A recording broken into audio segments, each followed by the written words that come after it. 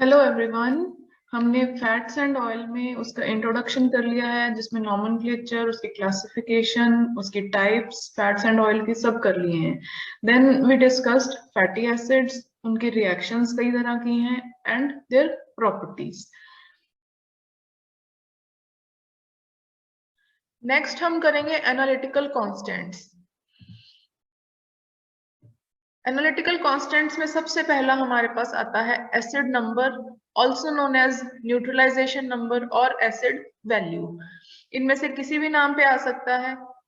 इसको क्या कहते हैं? It is defined as the number of milligrams of potassium hydroxide required to completely neutralize free fatty acid present in 1 gram of oil और fat. मतलब कितने milligram हमें potassium hydroxide के चाहिए टू न्यूट्रलाइज। जब जैसे ये एक फ्री फैटी एसिड है, फैट और ऑयल हमने पढ़ा है कि they are triacylglycerides. एक ग्लिसरॉल का मॉलिक्यूल है, उसके साथ 3 फैटी एसिड्स जुड़े हुए हैं। लेकिन कई बार क्या होता है कि हमारे फैट और ऑयल में फ्री फैटी एसिड भी पड़े होते हैं। तो उस चीज को पता लगाने के लिए कि कितना फ्री फैटी एसिड है उसमें, हम क्या करते हैं, पोटेशियम हाइड्रोक्साइड डालते हैं।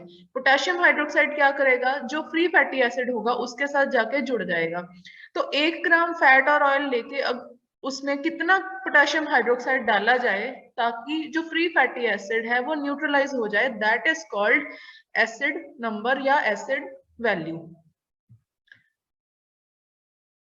It is the measure of free fatty acid present in fat और ऑयल। इससे हमें क्या पता चलता है कि फ्री फैटी एसिड कितने हैं। Normally it is defined, refined oil should be free from any free fatty acid, oil on decomposition due to chemical or bacterial contamination releases free fatty acids। Normally जो oils हैं उनमें free fatty acid नहीं होना चाहिए, लेकिन जैसे हमने पीछे किया ड्राइंग ऑफ ऑयल किया, या हमने उससे पहले ऑयल की हाइड्रोजनेशन की थी, या ऑयल की हमने ऑक्सीडेशन की थी, तो उस उन केसेस में क्या होता है, जब रेंसिडिटी हो जाती है ऑयल्स की, तो उस केसेस में हमारे पास फ्री फैटी एसिड्स जो है ऑयल या फैट में जनरेट हो जाते हैं। तो उसको चेक करने के लिए हम एसिड वैल्यू देखते हैं। बेसिक प्रिंसिपल क्या है, इसको हम क्या करते हैं, ऑयल या फैट को टाइट्रेट करते हैं with alcoholic medium with potassium hydroxide या सोडियम हाइड्रोक्साइड। ऑयल या फैट लेना है, उसको हमने एक अल्कोहलिक मीडियम, कोई भी अल्कोहल लेंगे, इथेनॉल या कोई भी अल्कोहल लेके उसमें हम पोटेशियम हाइड्रोक्साइड के साथ उसकी टाइट्रेशन करा देंगे। जैसे 10 ग्राम सैंपल लिया 50 ml मिक्सचर में, किसके, इथेनॉल और ईथर के। 25 ml इथेनॉल लेना है, 25 ml ईथर लेना है, 50 ml ये सोल्यूशन हो गया। उसमें 10 ग्राम हमने फैट या ऑयल का सैंपल डाल देना है। उसको फिर क्या करना है, हमने पोटेशियम हाइड्रोक्साइड के साथ टाइट्रेट करना है। उससे हमें एसिड वैल्यू की ये वैल्यू आ जाएगी। जब टाइट्रेशन करते हैं एक रीडिंग आती है, तो वो रीडिंग को नोट करके हम ये फॉर्मूला लगा के acid value is equal to 5.61 into N upon W. N क्या है, ब्यूरेट की रीडिंग, और डब्ल्यू क्या है, वेट ऑफ सैंपल जो हमने लिया था। इससे हमारी एसिड वैल्यू आ जाएगी। एसिड वैल्यू फिर से वही बात है, क्या बताती है हमें, फ्री फैटी एसिड्स कितने प्रेजेंट हैं। अगर बहुत ज्यादा फ्री फैटी एसिड प्रेजेंट होंगे तो वो ऑयल जो है वो कंजम्पशन के लिए ठीक नहीं होगा, तो वो हमने खाना नहीं है। प्योरिटी को चेक कर सकते हैं हम इससे कि ऑयल अगर पुराना पड़ा था तो कितना खराब हुआ या कितना ठीक रहा। सेकेंड वैल्यू हमारे पास आती है सपोनिफिकेशन वैल्यू और सपोनिफिकेशन नंबर। ये क्या होती है, it is the number of milligrams of potassium hydroxide required to saponify 1 gram of fat और ऑयल। इसमें भी वही है, कितना पोटेशियम हाइड्रोक्साइड हमें चाहिए for saponification of 1 gram fat या ऑयल। सपोनिफिकेशन नंबर को कैसे कैलकुलेट करते हैं, यूजिंग दिस फॉर्मूला। सपोनिफिकेशन और मॉलिक्यूलर वेट जो है इनवर्सली प्रोपोर्शनल है। Molecular weight of fat is equal to milligrams of potassium hydroxide divided by saponification number of fat। जितना ज्यादा हमारे पास फैट का मॉलिक्यूलर वेट होगा उतनी कम सपोनिफिकेशन वैल्यू होगी, एंड वाइस वर्सा। फिर आता है इसका प्रिंसिपल। इसमें क्या होता है, it is the process by which fatty acids in the triglyceride और fat are hydrolysed by an alkali to give glycerol and potassium salt of free fatty acid. हमने पिछली जो रिएक्शंस की थी उसमें सपोनिफिकेशन किया था। सपोनिफिकेशन में क्या हो रहा था, यहाँ पे देखो आप,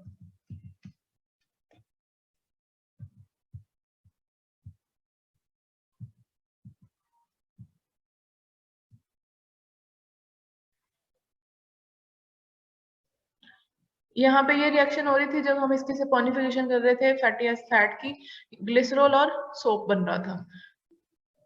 तो इसमें अब देखो क्या लिखा है,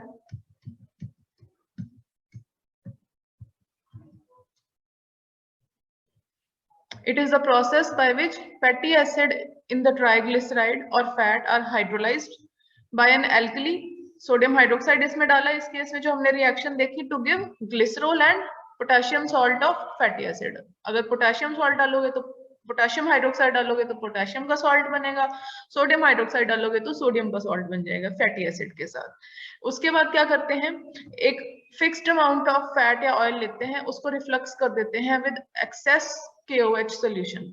KOH सोल्यूशन जो है वो अल्कोहलिक लेना है, कोई इथेनॉल वगैरह में डिसॉल्व करके लेना है। फिर उसको क्या करते हैं, इस KOH सोल्यूशन एक्सेस में लिया था, कुछ KOH ने तो क्या करना है, हमारी सपोनिफिकेशन करा देनी है। सपोनिफिकेशन करा के potassium salt of fatty acid और ग्लिसरॉल बना देना है।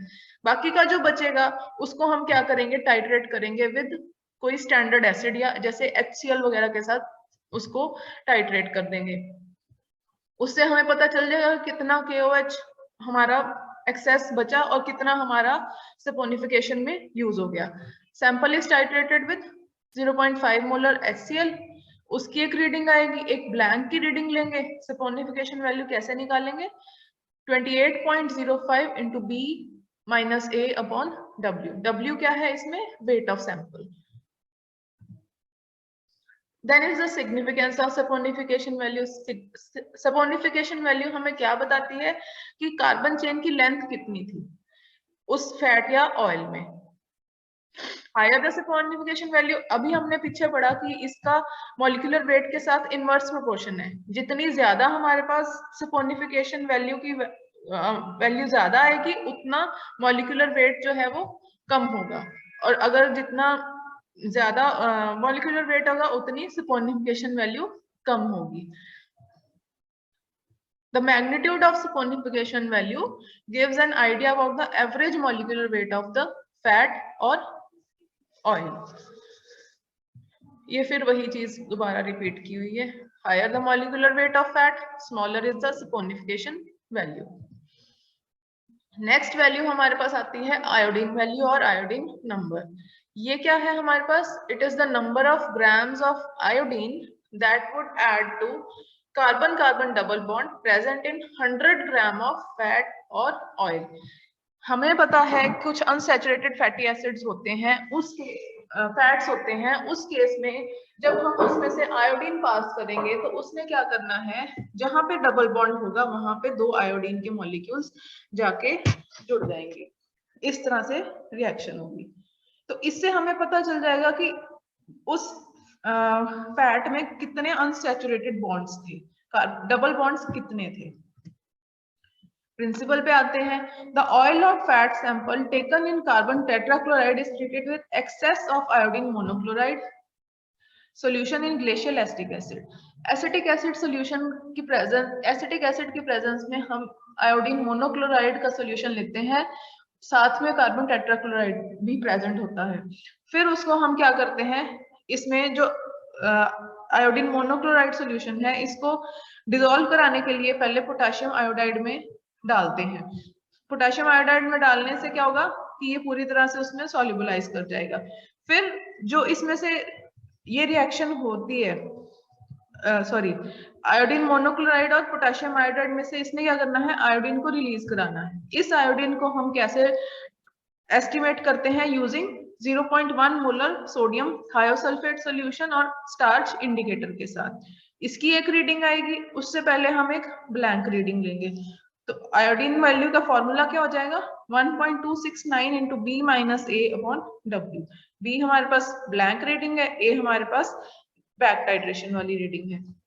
वेट डब्ल्यू है हमारे पास वेट ऑफ सैंपल जो ऑयल या फैट का हमने लिया है।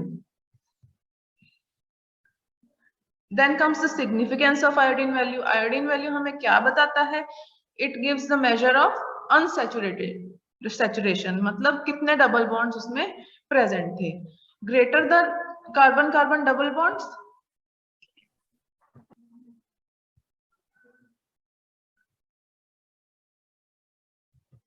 greater the carbon carbon double bond number, higher is the iodine value, more is the unsaturation। और जितनी ज्यादा कोई फैट या ऑयल अनसैचुरेटेड होता है उतना ज्यादा वो रेंसिडिटिक होने के उसके चांसेस बढ़ जाते हैं। नेक्स्ट हमारे पास आती है एस्टर वैल्यू या ester number. It is the number of milligrams of potassium hydroxide required to saponify the esters present in 1 gram of substance.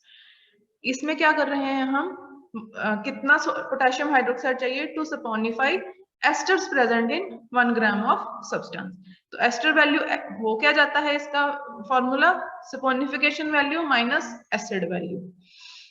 ये सेम वही इक्वेशन है जिसमें ग्लिसराइड से हमने ग्लिसरॉल और सोप बनाया है। कैसे करते हैं? 2 ग्राम सैंपल लेंगे, उसमें 25 ml 0.5 molar ethanolic KOH solution add कर देंगे।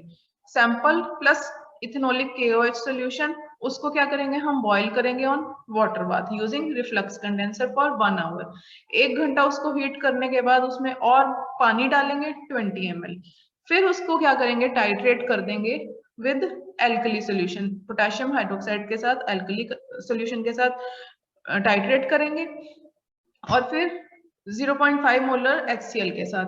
पहले हमने इसके साथ उसको टाइट्रेट करना है और एक्सेस जो हमारे पास अल्कली है उसको फर्दर टाइट्रेट करना है यूजिंग HCl। इंडिकेटर कौन सा यूज करेंगे? 0.2 मोलर फिनोल्फथलीन इंडिकेटर। इसमें हमारे पास 2 रीडिंग्स आ जाएंगी, एक ब्लैंक की रीडिंग आएगी, एक सैंपल के साथ रीडिंग आएगी। दोनों का हम डिफरेंस देख लेंगे, उससे हमारे पास एस्टर वैल्यू आ जाएगी। सिग्निफिकेंस क्या है इसका? Ester value shows the amount of alkali consumed in the saponification of ester. कितना हमारा पोटेशियम हाइड्रोक्साइड या सोडियम हाइड्रोक्साइड कंज्यूम हुआ उससे हमें पता चल जाता है। इसको फर्दर कहाँ पे यूज करते हैं? फैट्स के आइडेंटिफिकेशन में या डिफरेंशिएशन में भी, किस तरह का फैट है और ये कौन सा फैट है उसमें इसको यूज करते हैं। Then we have Richard-Meisel value और RM value। इसको क्या कहते हैं? It is defined as the mLs of या milliliters of 0.1 normal KOH solution required to completely neutralize the soluble volatile fatty acid distilled from 5 gram of fat। इस case में हम volatile fatty acid कितना है उस हमारे सैंपल में उसको जानने के लिए रिचर्ड मीजल वैल्यू को यूज करते हैं। उसमें कितना हमें KOH यूज होगा उस फ्री वॉलेटाइल फैटी एसिड को न्यूट्रलाइज करने के लिए इन 5 gram of sample of fat, वो हम कैलकुलेट कर लेते हैं। इसको यूज कहाँ करते हैं? Is useful in testing the purity of butter, क्योंकि बटर में हमारे पास वॉलेटाइल फैटी एसिड्स प्रेजेंट होते हैं, जैसे ब्यूटायरिक एसिड हो गया, कैप्रोइक एसिड हो गया या कैप्रेलिक एसिड हो गया। ये इजीली वॉलेटिलाइज कर जाते हैं, तो उसमें हम चेक करते हैं कि बटर की प्योरिटी कितनी है। नॉर्मली जो है बटर की RM वैल्यू होती है 25 से लेके 30 तक, बट 1 से भी कम भी हो जाती है, जैसे ऑयल्स की है। सॉरी, जो RM वैल्यू बटर की है दैट इज 25 to 30 और एडिबल ऑयल्स की जो है वो 1 या 1 से भी लेस होती है। तो इन केस हमारे बटर में अगर ऑयल ऐड किए जाएंगे तो उससे हमें उसकी RM वैल्यू जो है वो चेंज हो जाएगी।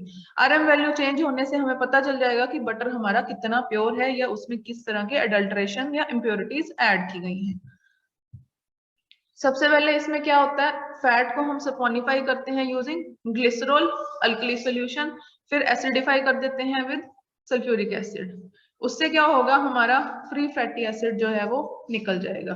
फ्री फैटी एसिड जो निकला उसको हम स्टीम डिस्टिलेशन करेंगे। स्टीम डिस्टिलेशन करेंगे तो उससे क्या होगा, जो हमारा वॉलेटाइल फैटी एसिड है वो नीचे कलेक्ट हो जाएगा और उसको फिर हम कूल करेंगे और वॉलेटाइल फैटी एसिड को फिल्टर कर लेंगे।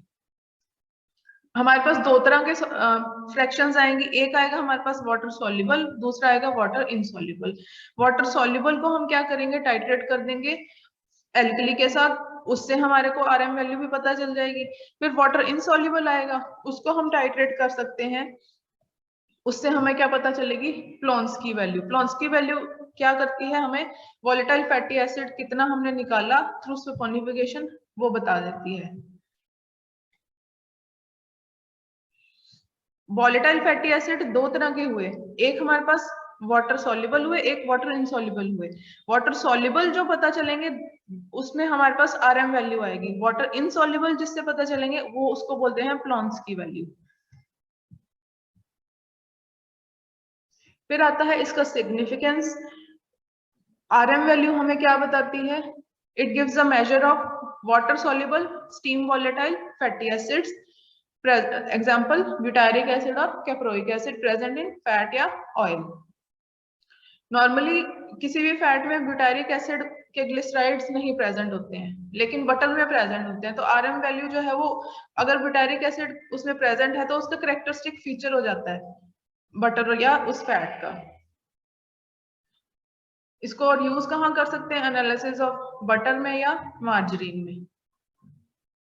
फिर लास्ट हमारे पास आती है एसिटाइल वैल्यू या एसिटाइल नंबर। एसिटाइल वैल्यू क्या होती है, it is the number of milligrams of potassium hydroxide required to neutralise acetic acid liberated by hydrolysis of 1 gram of acetylated substance. कितना हमारे को पोटेशियम हाइड्रोक्साइड चाहिए टू न्यूट्रलाइज एसिटिक एसिड।